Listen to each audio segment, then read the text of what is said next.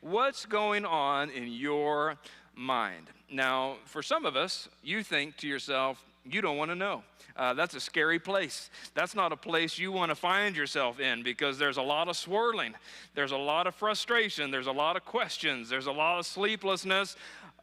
For all of us, we have that. But here's what we think is true. There's something is shaping our mindset. There's something that is causing our mind to lean in that direction. And if we're honest, and I think it's partly just the culture that we live in, our minds can get really, really crowded really easily. What about this? And how's this all going to work out? And I don't know how this is going to happen. And all these important questions and good questions, but they can crowd out some of the more important questions. We've got to-do lists. Some of you are thinking about your to-do list already, and you're making your shopping list, and we've got to do the Walmart pickup, and we've got to do this, and then on Tuesday I've got this, and it's just the swirl that's going on, and that's natural, and that's fine, unless it's pushing out what God wants our mind to be set on. Craig Groeschel, a great pastor, he's got this great quote. We did a whole series on this several years ago. A lot of you weren't here, but he said this, that your life is always moving in the direction of your strongest thoughts. And so if my strongest thoughts are what about and how's it going to work and all these things, that pushes my life in that way. And you know this. This isn't even a Christian thing. This is just a thing, that our mindset as we go through life, it really determines a lot of our life. It determines how am I going to approach challenges. It determines how am I going to navigate hardship. Just what I move in, where my mind goes and where my mind moves into, well, really my emotions follow. And my state of mind kind of is the steering wheel of my life. The way that we treat people is often context, and it comes from the context of, well, where is my mind? And how we think about challenges, and how we think about unexpected things, and how we think about people we don't like. People that we don't like. It has this huge impact, and again, you don't need me to tell you this, has huge impact on how do we navigate through life. Because if you think that your future is bleak and it's uncertain and there's all sorts of question marks, well, your mind is going to lean into some anxiety and some sleeplessness, and you might have a little bit of a shorter fuse. If you think that your future is bright, if you think that there's a path that God is leading you to, well, you're going to start each morning with the recognition, okay, it's a new day. It's a new day to grab a hold of opportunities. It's a new day to experience some challenges, but because God is with me, I can make it through. And so the Apostle Paul, as he's winding up this full armor of God, the very last thing that he says is, I want you've put on the belt of truth, the breastplate of righteousness, you have the shoes of the gospel of preparation of peace, you've got the shield of faith, you've got the sword of the Spirit, and now here's what I want you to do at the very end. I want you to take up that helmet of salvation. I want you to put on your head, what does a helmet do? Well, it protects your head. It protects your mind. It protects your thoughts. The Apostle Paul in 1 Thessalonians chapter 5, he kind of expanded on this idea. He said it this way, kind of gives us a little bit more of a deeper understanding of what he was talking about. But since we belong to the day, which just means that because we're following Jesus, let us be sober. Let's think about life properly, putting on faith and love as a breastplate. And then he says, not just the helmet of salvation, but the hope of salvation as a helmet. Here's what the Apostle Paul is saying, and I think it's helpful for all of us, is that you've got to protect your mind. That because we have salvation awaiting us, we have the hope of salvation, that really shapes and changes how I live today. Now, when you're reading the New Testament particularly, you need to understand, this is just a quick theology lesson, then we're going to get into the practical. But what you need to understand when you're reading the New Testament is the New Testament it says saved in 3 different contexts. So there's the past salvation, that we have been saved. You have been saved. That was your Easter moment. That is the moment that you cross that line of saying, I believe that Jesus is who he says he is, that he's done all that he says that he will do, that he died, then he rose again, and he because of his death, my sins are forgiven. For it is by grace that you have been saved. Past. Through faith, it's not of yourselves, it is a gift of God. So that is the salvation that starts everything. It's salvation that cleanses me of my sin, because of what Jesus has done. If you want the theological word for it, it's called justification. I am justified with God through faith in Jesus. But it's not just that I have been saved. When we think about being saved, we think maybe about a prayer that I've prayed sometime, and that's good. You can't go any further without that. But that's not what all that saved means. There's also that you are being saved. So there's the past, and there's the present. This, in the theological word, is called sanctification. It's the idea of that because of what Jesus has done, I'm justified through him, and now I want to day in and day out shape my life to become more and more like the image of Jesus. 1 Corinthians says it this way: for the message of the cross is foolishness to those who are perishing, but to those of us who are being saved. So I was saved because of Jesus, and now day in and day out, the way that I think, the way that I talk, the way that I interact with people, all the different decisions that I make, they're being shaped. I'm being saved. I'm being sanctified. I'm becoming more and more like the image of Jesus. It's the power of God. And then what the Apostle Paul is talking about with the helmet of salvation is future. You will be saved. Past salvation, justification. Current, working out the salvation, sanctification.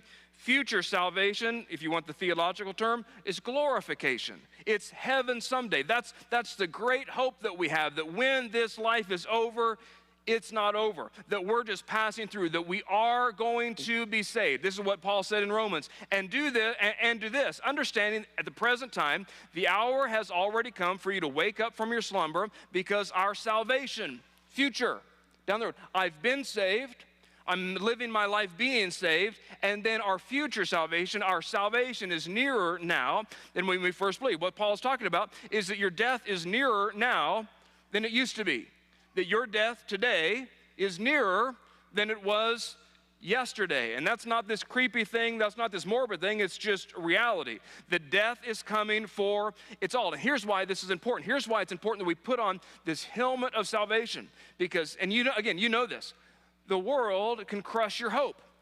You can get so caught up in the weeds of just this moment, right now, today, I've got to put out this fire, and I've got this problem, and I've got this issue, that I have no hope about tomorrow. I'm just right here, right now. And I end up weary, I end up discouraged, I find myself being tempted to give up. And when I lose hope, a lot of times I lose heart, and I can quit fighting. And so the Apostle Paul says, I want you to get your eyes up. I know you've got some problems. I know you've got some issues. I know that life has not went the way that you expected it to go, and the relationship isn't working, and the business had to close, and you thought you'd be pregnant right now, or you lost the pregnancy, or whatever it is. And if you just get caught in the here and the now, it's really hopeless. But he says, put on hope as the hope of salvation. Put on salvation as a helmet. It'll guard your mind that there is something beyond right now, that I don't have to be focused on just this moment and this problem. Let me introduce you to this wonderful, wonderful lady named Florence Chadwick. Now, Florence Chadwick was the first woman to swim across the English Channel, and she swam across it both ways, and she gave herself this challenge of swimming from Catalina Island to the California coast, and that's 26 miles. And so she gets into the water and she starts swimming, and this dense fog lowers down. You can read about it for yourself later. It's really great. She's got all these boats kind of surrounding her and kind of, making sure she's safe and all these things. 15 hours into the swim, the fog has continued to be just, you can't see anything. She's swimming. 15 hours into the swim, she says, Get me into the boat. I cannot do this anymore. I'm totally exhausted. I cannot swim another moment. They get her into the boat, and what they realize, the fog begins to lift, and they kind of see where they're at, and she's only a half mile from shore. She was nearly there, and here's what she said. It's such a profound statement. I think that if I could have seen the shore, I would have made it. What is she saying? Well, I needed some hope. When I was just here in the moment and right now, all I could see is, man, I've just got another swim stroke and another stroke. And I couldn't see that, the shore is coming closer. There wasn't the hope of I'm getting closer. And that's what we do when we don't have that helmet of salvation on.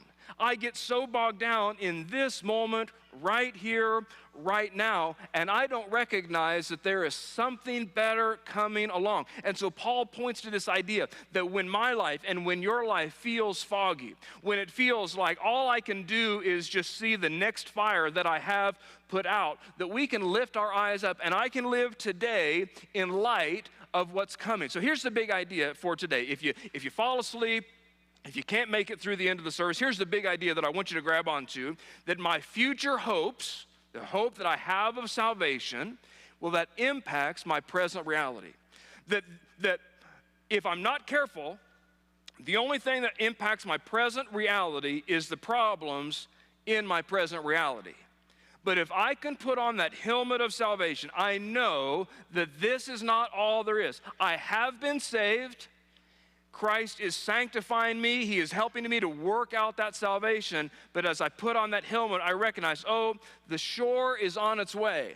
And it feels in this moment that I'm just swimming stroke after stroke, and I'm not sure I'm making any progress. But when I can lift my eyes up and get above the fog, I can say, oh, this is not all that there is. I know that it feels urgent and important and devastating in the moment, but that hope of salvation, it shapes my worldview. It shapes how I go through grief. It shapes how I deal with all the different parts of my life. It helps me to recognize that suffering, it is temporary and it is painful, but it's not forever. It helps me to recognize that my best life, no matter what the commercials say, my best life is not right now.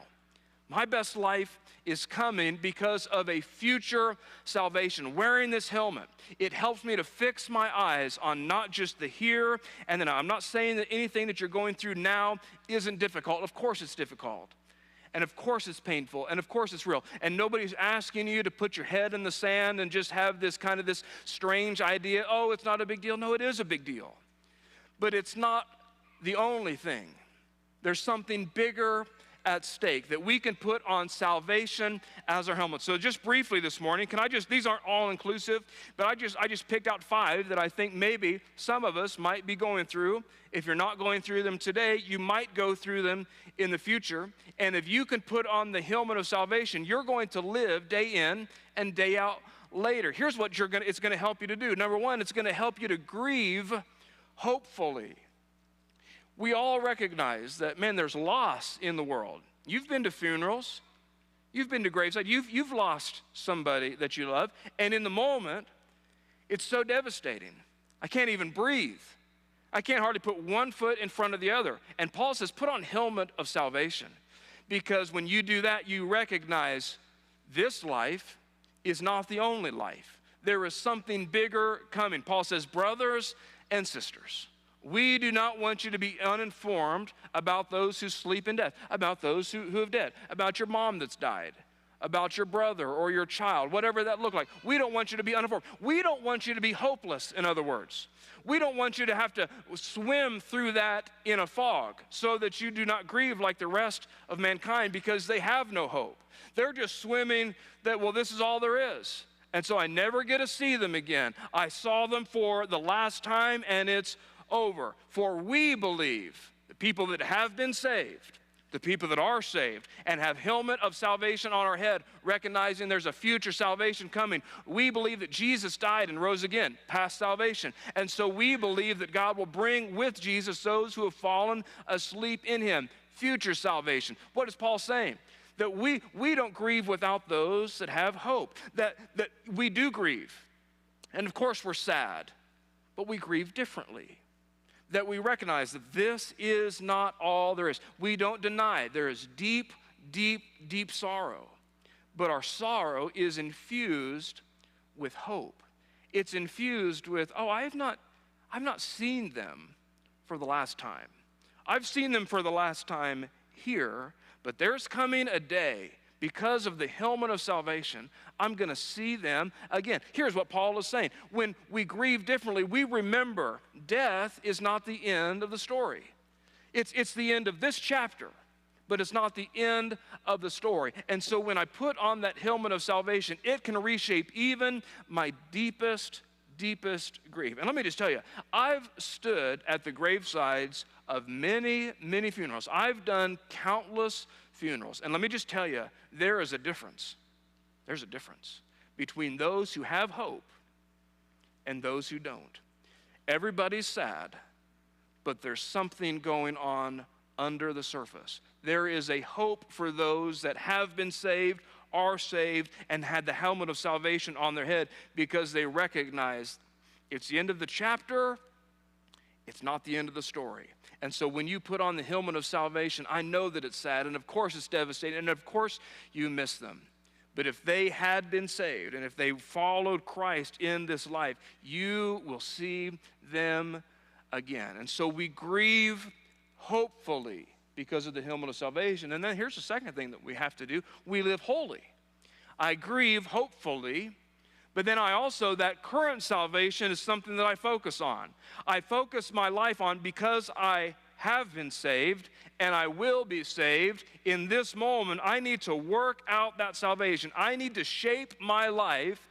How does Jesus want me to live? I'm a teenager getting ready to go into 8th grade, or I'm getting ready to go into high school, or I'm getting ready to go into college. I'm getting ready to go into the workforce. I'm married. I'm doing all the different seasons and times of my life. I want to say, Jesus, how do you want me to live in this moment right here, right now? I recognize that I'm going to meet you sometime in heaven, and because I'm going to meet you sometime in heaven, I want to change how I live today. John said it this way, dear friends, now we are children of God, past salvation, and what will be, future, has not been made known.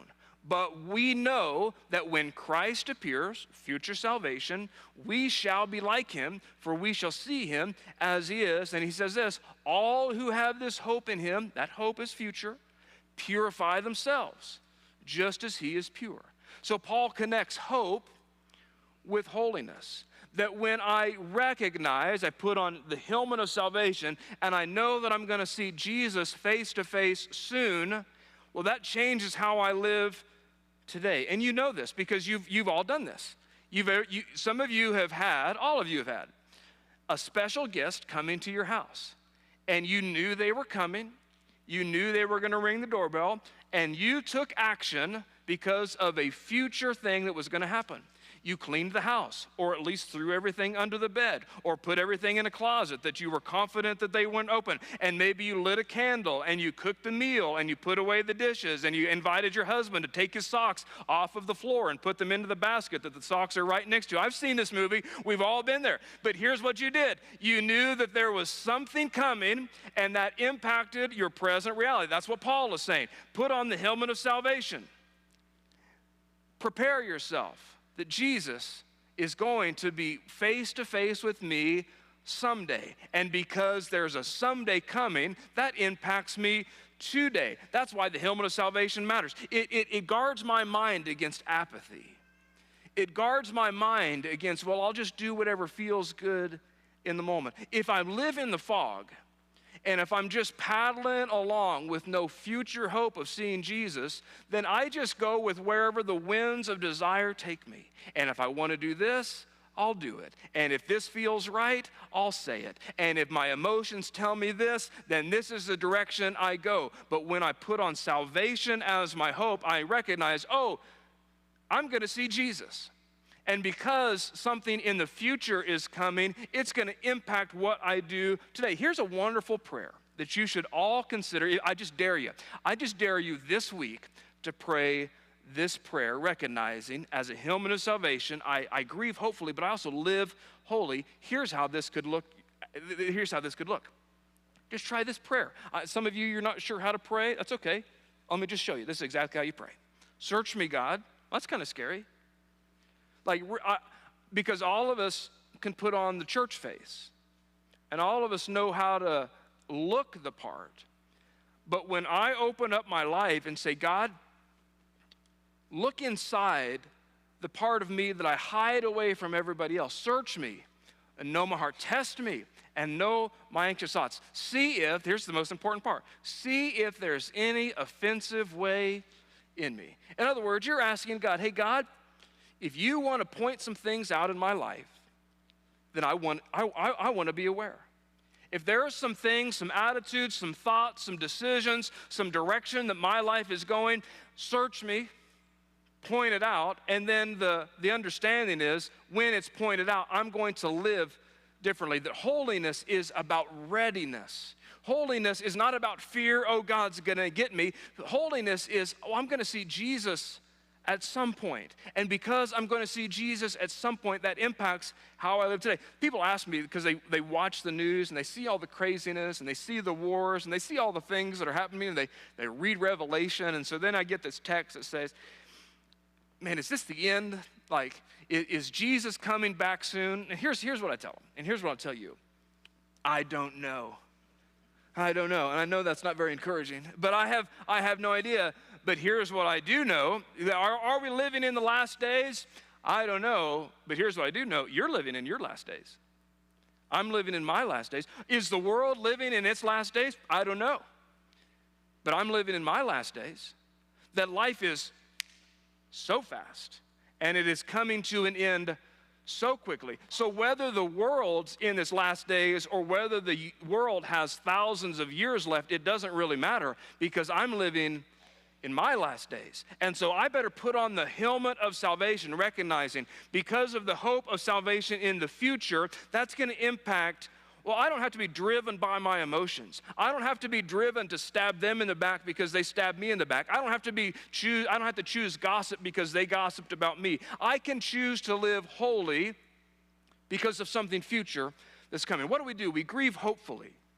We live holy, and then we think eternally. And I'm with you. We ask the question at the very beginning, what's going on in your mind? How's your thought life? And for most of us, we just think about, and I'm guilty of it, I think about this moment right here and right now, and I've got to get them over here, and I've got this schedule to keep, and I've got this thing going on, and I've got this to-do list, and I checked off one thing in my to-do list, and then 3 got added, and I've got this fire to put out over here. Oh, it's just exhausting. It's just exhausting. And some of you came in this morning exhausted. You didn't sleep at all last night. Your mind is just swirling. What about? Paul says, Colossians, since then you have been raised with Christ. So because you had a past salvation, that you were raised from death to life because of Christ, set your hearts on things above. Take a different perspective. Move your eyes up a little bit where Christ is seated at the right hand of God. Future salvation. Set your minds on things above, not on earthly things. Here's what that helmet of salvation does. When I put it on every day, it guards my mindset. And so I am not so focused on just this moment right here, because again, I recognize this is not all there is. And if I wear myself out, and if I get stressed, and if I get anxious, and I get overwhelmed by just this moment right here, right now, I might miss out on what God is leading me to in the moment because I'm just so silent. Isn't it true? Isn't it true that the things that you were worried about last year ended up okay? And the things that you spent hours and hours and your mind was swirling and you were so anxious, isn't it true that you wasted a lot of time?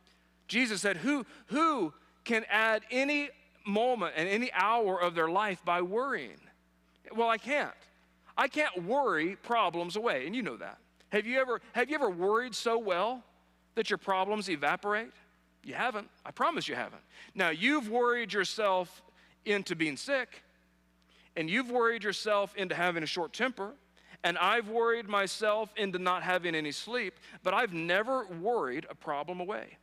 What happens? Well, I get so focused on the here and the now. And again, I'm not inviting you to ignore it. I'm just saying that this is not all that there is, that we can live with eternity in view. And here's what happens when I put on the helmet of salvation. It changes what I value. It changes how I spend my time. It changes where is my energy invested. It changes what I chase after. Because if I'm just living in this moment right now, then I've got to keep up with the Joneses. And I've got to go here, and I've got to do this, and I've got to have this experience. And thinking eternally, here's what it does. It means I stop trading what matters the most for what matters now. When I don't have that helmet of salvation, the only thing I focus on is the here and the now, and what matters today, and what matters right now, and what fire do I have to put out. But when I put on that helmet of salvation and I see, oh, there's something bigger. Well, I don't have to trade what is important right now and what seems so urgent right now for the glory of what is in the future. It impacts how I spend my calendar, my relationships, my money. All of my priorities get filtered through this different lens of there's eternity. And so I don't have to spend these few hours that I have so focused on this thing. I can recognize, oh, there's something bigger. I recognize, when I have eternity in mind, I recognize, oh, I've only gotten my kids at my house for 18 years. So I can't say yes to everything every single day because, well, there's something bigger at play. David says, one of my favorite verses. If you've been here very long, you've heard me say it. I've got the wrong verse up here. Here's what it actually says. I plugged the wrong verse in. It says, teach me to number my days, that we can gain a heart of wisdom. That put on that helmet of salvation, and it invites us, God, I want to recognize my days, man, they're so limited. And when I recognize my time is limited, I limit how I spend my time. Teach me to number my days. Help me to think with eternity in mind. What do we do when we put on that helmet of salvation? Well, I grieve differently, and of course you're going to grieve. Of course you miss them. But we grieve with hope, and I live holy. Some of you this week, this is the only thing you need to do this week, is you just need to pray that prayer. Search me. Know me. Don't pray anything else if you don't want to. Just pray that prayer. Point out anything in me that offends you, because if it offends you, well, I want it to offend me. That's the important part. That we don't want to be okay with things that offend God. Are you tracking with me? Are you with me? That I can't say this is fine if it offends God. And so that's why that verse is so powerful. Point out anything in me that offends you. Live eternally. Don't just be focused on this moment. And then, this gets a little personal. Give generously. Grieve hopefully. Live holy. Think eternally. Give generously. Here's what Jesus said, Matthew chapter 6. Hey, don't store up for yourselves treasures on earth. Don't just think about this here right now. Well, moths get to it, and vermin destroy it, and it drops, and it breaks, and all the things. Thieves can break in and steal. But he says, think a little bit broader. Think a little bit bigger. Store up for yourselves treasures in heaven. Salvation is coming. There's something bigger than the here and the now, where moths and vermin don't destroy and where thieves don't break in and steal. Here's what that hope of salvation does. It helps me to live my life open-handed. It helps me to recognize that everything that I have is placed in my hands by God. And so if God wants to use it and take it out of my hands, well, he can. I don't want to live so close-fisted. I don't want to have this mindset, I've got to have it all right here and right now. That's what the world says. That's what every commercial, every advertisement, every marketing points you to. Every commercial says, you need more. You need to have better. You need to protect it. You need to save it for yourself. You need to build up for yourself. And Jesus invites us to have a bigger perspective, that I can give freely because my real treasure is not in what's in my garage. And my real treasure is not in how many square foot I have. And my real treasure is not in is it new and is it shiny. And I'm not against new. I'm not against shiny. I'm not against better. I'm not against upgrade. I'm not against a vacation. I want that all for you, unless that is where you focus your life. If you focus your life on just, I've got to gain for myself here, you're missing it. Because there's treasures that we can store up in heaven. When Brandon and I go on vacation, we love to stay at an Airbnb. It's what we love. We find ourselves, the little Airbnb in the mountains, in the cabin, and we love it. But here's what we've never done at an Airbnb. We've never purchased furniture for it. Like, we don't go redecorate the Airbnb. We just show up, and we live, and we leave, because we know, well, I'm just here for a little while. And why would I invest something in a place that I'm only going to be a little while? That's what Jesus invites us to. That's what that helmet of salvation is. Oh, I'm just here for a little while. I'm just here for a moment. And if I spend all of my time investing in the here and the now, well, then I miss out on what's coming. And later, let me tell you, later is longer. Later's longer.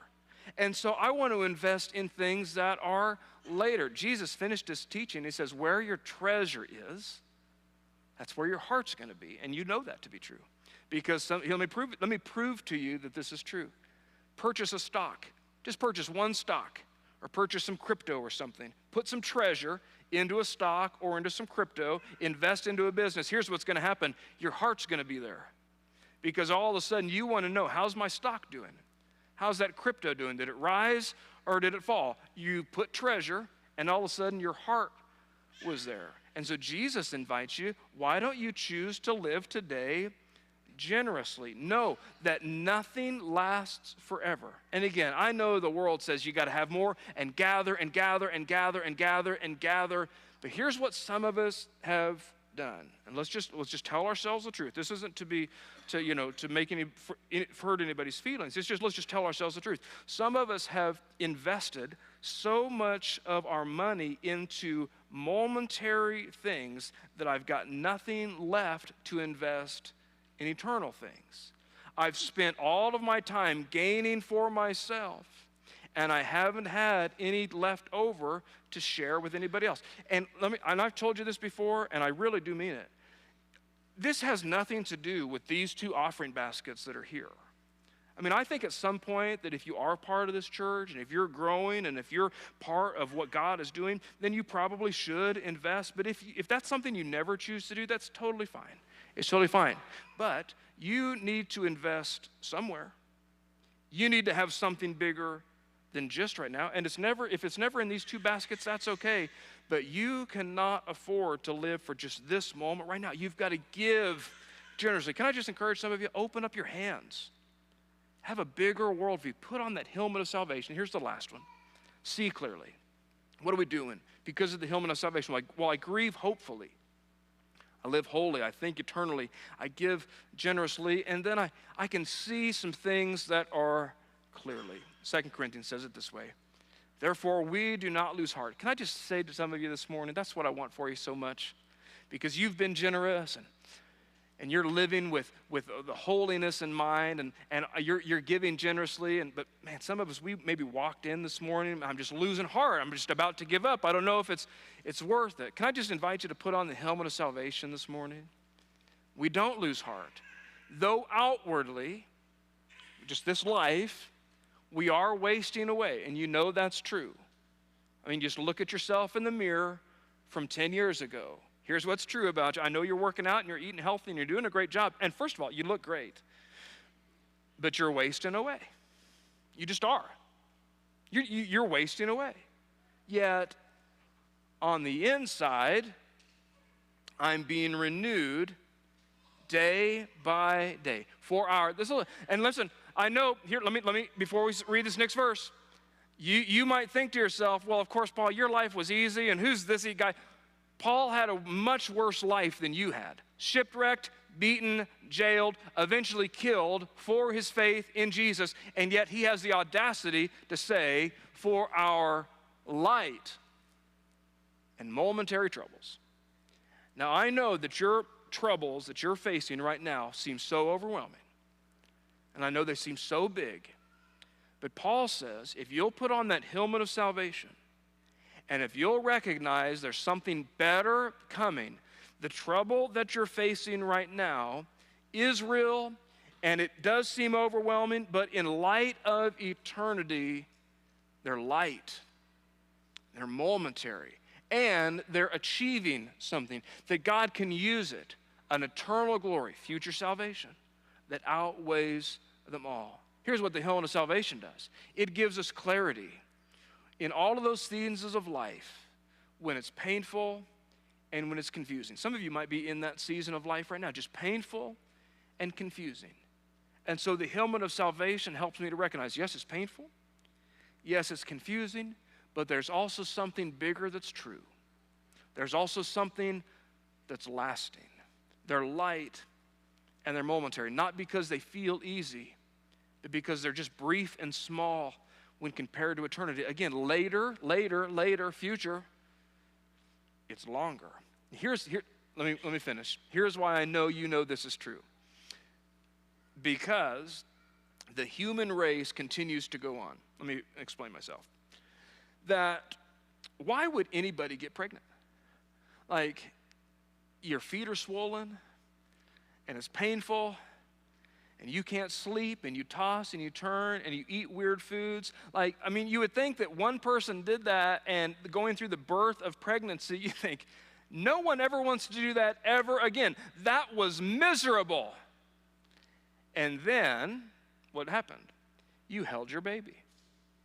And all of those sleepless nights and the swollen feet and not being able to fit and not being able to sleep and the pain of childbirth and all the discomfort was light, and it was momentary because you held a baby.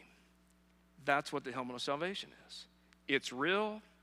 I'm not trying to pretend it away, but it's just this moment that I can see that there is something bigger for me. Paul says, so we fix our eyes not on what is seen, not on this moment right here, and that's what we do. That's when we don't wear our helmet of salvation. I fix my eyes on this moment right here, right now. It's bad. It couldn't get any worse. I got fired. I got laid off. I got broke up with. I couldn't get pregnant. We're going through a divorce.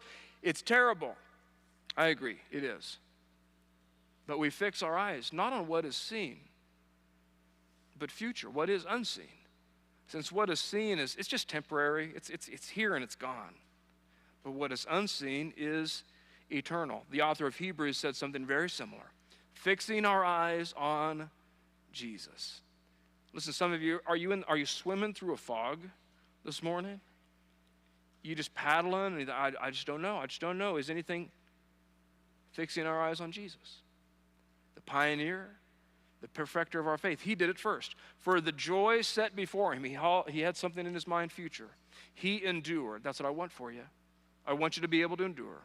The joy set before him, he endured the cross, scorning its shame, and he sat down at the right hand of the throne of God. Listen, without hope, without that helmet of salvation, all I can see is the pain that's right in front of me, the confusion that's right in front of me, the things that aren't fair that are going on in my life that's right in front of me. But with that helmet of salvation giving me hope, I can see that not only is things just temporary, but if I'll allow it to, God can make it purposeful.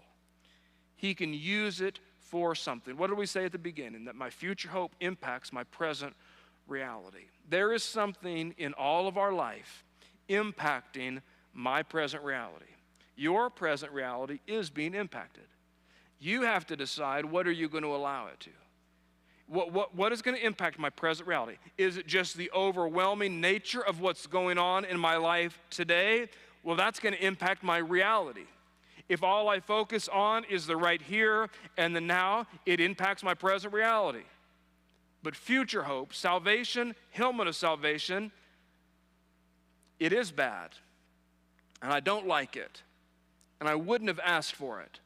But instead it shapes how I live. I don't want to spend my life chasing after momentary things. I don't have to spend my life worried about what if all the things that I've gained and gathered with my money and spent all my money on, what if it get destroyed? And what if the house gets broke into? Man, I've lived generously, so I've got treasure in heaven. I can live holy, and I know everybody wants me to do this, and I've got this invitation, and it feels so right in the moment, but I've got an appointment with Jesus coming. And so because of my appointment with Jesus, I'm going to change the way that I live today. And yes, there's loss. And yes, we go to funerals. And yes, we're sad. But I grieve with hope.